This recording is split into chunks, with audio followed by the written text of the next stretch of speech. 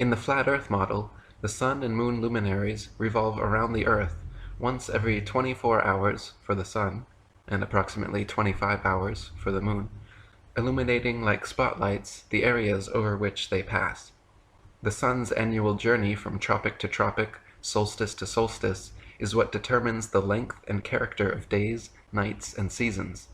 This is why equatorial regions experience almost year-round summer and heat, while higher latitudes north and especially south experience more distinct seasons with harsh winters.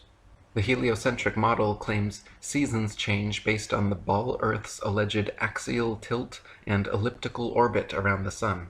Their flawed current model even places us closest to the Sun, 91,400,000 miles, in January, when it is actually winter, and farthest from the Sun, 94,500,000 miles, in July, when it's actually summer throughout much of the Earth.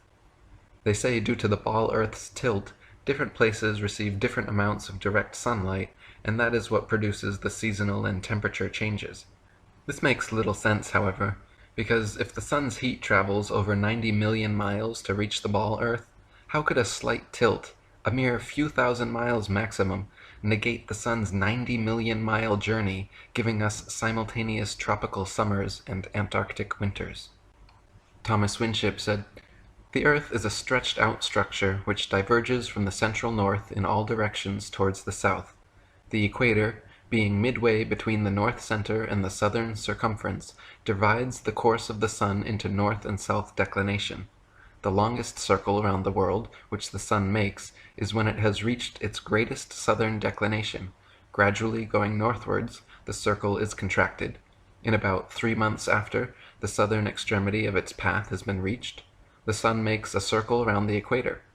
Still pursuing a northerly course as it goes round and above the world, in another 3 months the greatest northern declination is reached, when the Sun again begins to go towards the south. In north latitudes, when the Sun is going north, it rises earlier each day, is higher at noon, and sets later, while in southern latitudes at the same time, the Sun as a matter of course rises later, reaches a lesser altitude at noon, and sets earlier.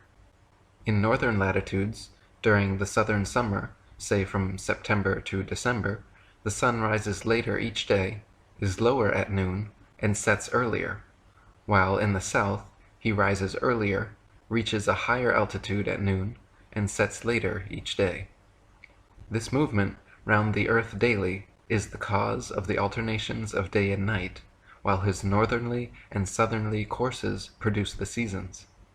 When the Sun is south of the equator, it is summer in the south and winter in the north, and vice versa. The fact of the alternation of the seasons flatly contradicts the Newtonian delusion that the Earth revolves in an orbit round the Sun.